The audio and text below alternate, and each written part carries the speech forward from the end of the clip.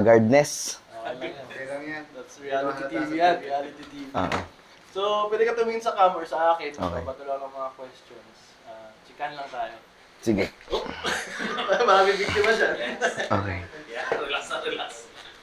So, syempre sa Tagadab TV, gusto natin marinig yung Okay. kwento ng mga dubber. And maka-inspire din.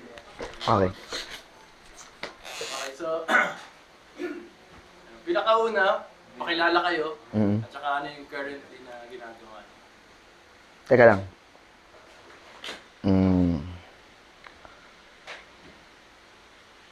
Sige, yung tawag dito. Hindi ko alam kung pwedeng sabihin Ano lang, general description. May mga ginagawa akong anime at saka telenovela sa GMA tsaka sa TV5. Ganun na lang. Hindi na ako magsasabi ng ano. Pangalan mo na tapos. Anytime. Okay. Hi, ako po si Blair Arellano.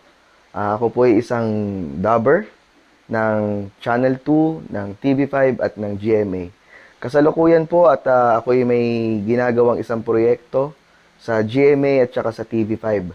At ako po ang nagboses sa likod ni Uzumaki Naruto, ni Hinata, at ako po ang Oswald Cobblepot sa Gotham. Siya po si Penguin. Yan. At kung mapapansin nyo, medyo haggard po ako ngayon. Kakatapos ko lang po mag-dub sa Tagadub TV. So, pinakauna, balikan natin Oo. kung paano nagsimula yung interest mo Sa dubbing. sa pagboboses. Okay, kasi bata pa ako, nag-umpisa ako bilang isang artista sa talent center. No. Nag-umpisa ako bilang isang extra talent. Ngayon, nagkaroon ng isang audition para sa talent center. Nangangailangan sila ng bagong tawag dito, child actor. Okay. So, nagpunta ako ng ABS, pumila ako sa napakaraming tao, pang 1,000 yata ako, kung naalala ko nun. Kaya ako lang mag-isa bata pa ako nun. So, nainip ako, nagugutom na ako, punta ako sa harap, sa gwardiya. Pinasa ko yung aking biodata na may kasamang picture. So, yun. 1 linggo, tumawag sa akin ng ABS. So, tanggap daw ako sa 50 lalaki, 50 bata. So, yun. Dire-diretso hanggang 50, hanggang sa naging 25, naging 10. Mula 10, pinili yung 10, pinaatras yung 4, kasama ako sa pinaatras. Tinanggal yung isa sa 6, pinaabante ako. Kami na raw yun. So, natanggap ako bilang artista sa talent center. Ang unang-una kong project test taping namin sa cable. Kung natandaan nyo, ang cable, kaya. Yan. Tapos, yun, biglang napasama ako sa Once Upon a Time with Robin Padilla. Angel de la Guardia yata ang title nito. Kung kakalaya lang yata nun. So, yung Angel de la Guardia, kami yung parang anghel pero hindi namin alam. Si Robin pala yung anghel, parang ganun. Tapos, yun na. Meron kaming taping sa pwedeng-pwede. Ngayon, yung studio namin, yung dressing room ko, ang katapat, yung booth ng dubbing, yung studio ng dubbing. So, every time na binubuksan yung pinto, kasi pagka break time, nandun lang kami sa hallway, mga nakaupo lang kami dyan. So, every time nabubuksan yung pintuan ng dubbing, naririnig ko, may cartoons, may anime na ginagawa. So, curious, pasok ako ron. Yun na nga, nakilala ko si Tito Danilo Mandia. Sabi ko, baka pwede po akong audition, mag-dubbing, ganyan. Paborito ko po yan, lagi po ako nanonood ng mga cartoons. Kayo po pala yung nag-direct ng ganito, kayo po pala si ganyan, kayo po pala yung ganito. So, marami akong tanong.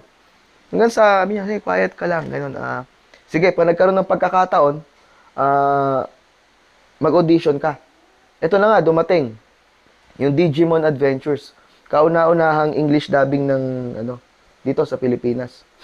So, yun, natanggap ako bilang si Taichi Yagami. Ang aking linya ron ay, Ito nga, sinasabi sa mga dubber, kung di mo raw matatandaan ang una mong linya, ay hindi ka dubber. Ang una kong linya, Hi, I'm Taichi Agami, a 5th grader in Odaiba Elementary School. So, palakpakan. Ako na raw yung bida, ganun, ako na si Taichi. So, yun, hindi naman ako ganun kagaling mag-English, ano? And then, so dati kasi dual track lang eh.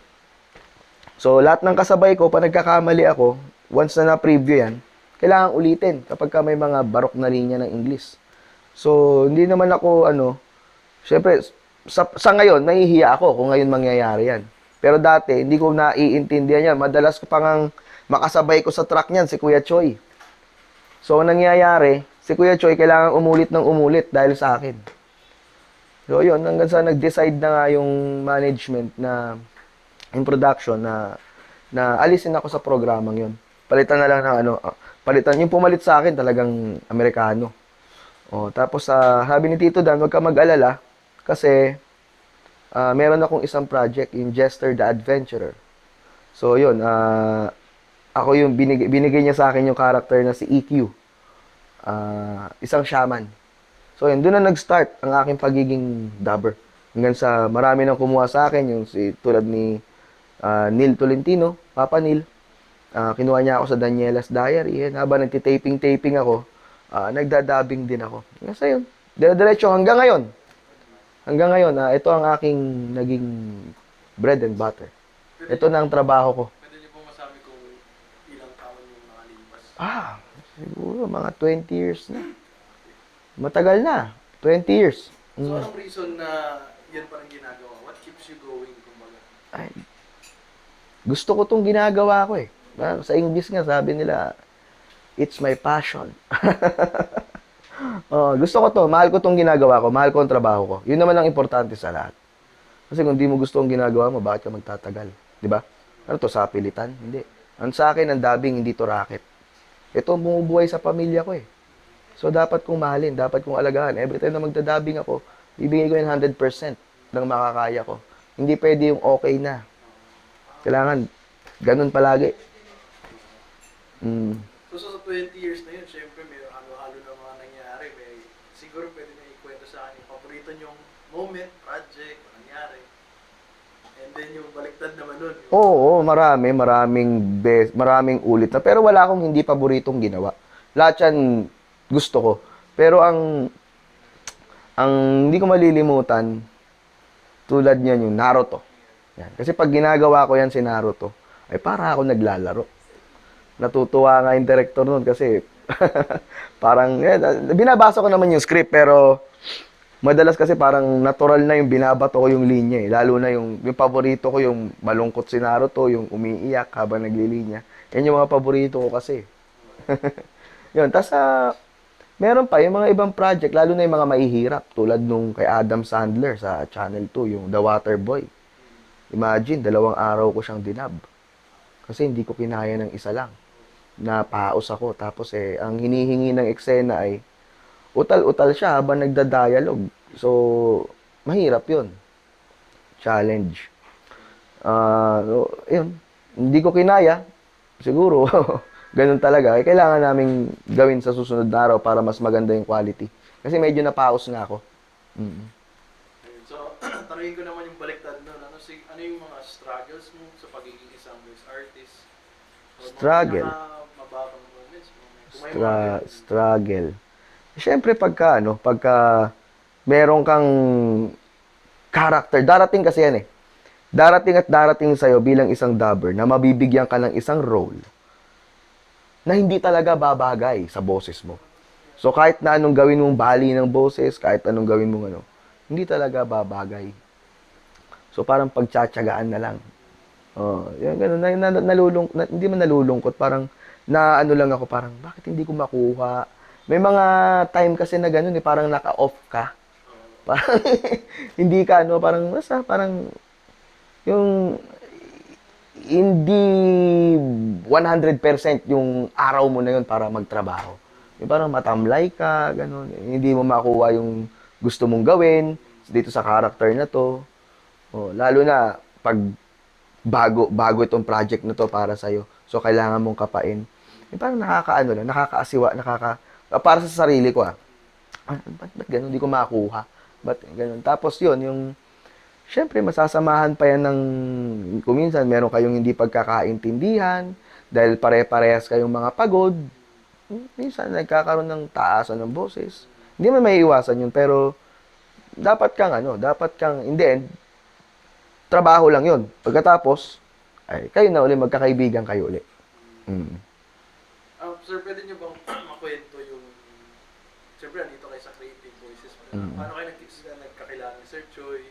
Ayun, nagkakilala kami ni Kuya Choi dun nga sa Digimon Adventures kay Tito Dan. Mm. Tapos ano pa yung mga naging journey or mga... Ayun, mula sa Channel 2, meron akong isang kaibigang dubber na si Ate Charvy. Pinakilala niya ako sa isang director sa GMA, dubbing director, si Tita Jing. So yun, doon ako nag-umpisang mag-dub sa GMA. Marami rin ako mga nagawarong pelikula, hindi ko na matandaan, pero tapos yun, may mga Mexican novela, may mga cartoons. Tulad anong tawag dito, basta ano ko, si Whisper ng Yokai Watch. Ayan, ako yung gumawa sa ngayon. Dati kasi artista yung gumagawa nun. So, yun, gawa nung nagka-pandemic. Kaya hindi natuloy. Okay, ito naman yung tanong ko. Kasi 20 years ka na sa industry. Ano ngayon gusto mong mangyari sa future? Ano gusto mong makita? Or anong wish mo? Sa sarili mo or sa kabuuan? Sana, una, matapos na sana tong pandemic na to para hindi maka-apekto sa trabaho nating lahat, ano? Tapos, sana, lumawig pa ang industriya ng dubbing dito sa atin. Kasi magagaling na dubber tayo mga, dubber ng Pilipinas. May pagmamalaki natin to sa buong bansa. Kasi, may mga nagdadub nga sa atin dito ng English, 'di ba? At magagaling sila. Tayo, pwede siguro nating ipantapat 'yun sa ibang bansa. Tsaka siyempre, dito kasi tayo, puso ang nauuna. Puso. 'Yun naman talagang importante. Okay. So, may mga, syempre, may mga nag-approach na rin sa inyo. May YouTube kayo, no? Paano ba maging dubber? Or Oo. ano siguro kung message mo sa mga aspiring o yung mga nahihiya or discourage? Una, kung gusto mo, dapat gusto mo. Hindi yung gusto mo dahil idol mo ganito, idol mo si ganyan, gusto mo maging madaling sabihin yun 'Di ba? Hindi ba ka-idol mo lang, hindi mo naman talaga gusto maging dubber. Dapat gusto mo. At ang dubbing hindi to isang racket lang, ganun. Para sa akin, pag gusto mo, dapat mahalin mo. Tapos, di tulungan mo ang sarili mo para mapabuti yung gagawin mo at maging dubber ka talaga. Tapos, sasamahan mo na ng pakikisama. Tapos, walang katapusang training. Training, basa. Umarap ka sa salamin, magbasa ka ng dyaryo, magbasa ka ng comics o kahit na anong libro. Basahin mo sa harap ng salamin, isigaw mo yung bawat linya, stretch mo yung bibig mo. Ayun lang naman ang training dyan. Tsaka dapat, marunong ka sumunod sa iyong direktor. At marunong kang makisama sa team. Para maging maayos ang lahat. Di ba? Yan, kung meron ka pang siguro final words or words of wisdom na hindi ko natanong, kahit anong gusto mong sabihin.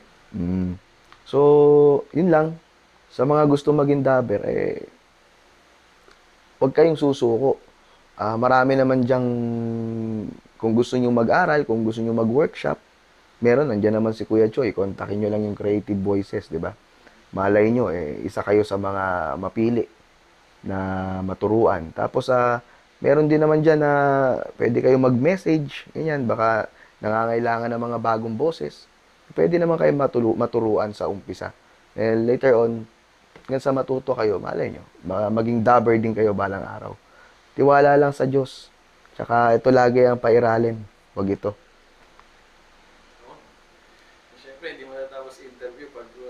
Naririnig na sa Okay, phone. sige.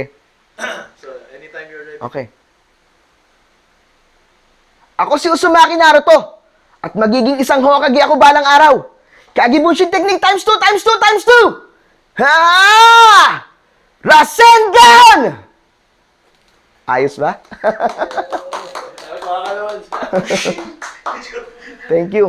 So, ito naman, siyempre, kailangan namin i-promote yung channel natin. Oo. Mga linya na ipapabato. Ikaw ba kung gusto mo lagyan ng character or Okay. natural voice? Sige. So, una natin, basta boses, creative voices. Okay. Basta boses, creative voices. Ayan. And ang next natin ay, pakilala kayo ulit, Oo. and then, invite nyo silang mag-subscribe. O, pwede rin, invite nyo silang mag-subscribe sa channel. Tapos sa Tagalog TV.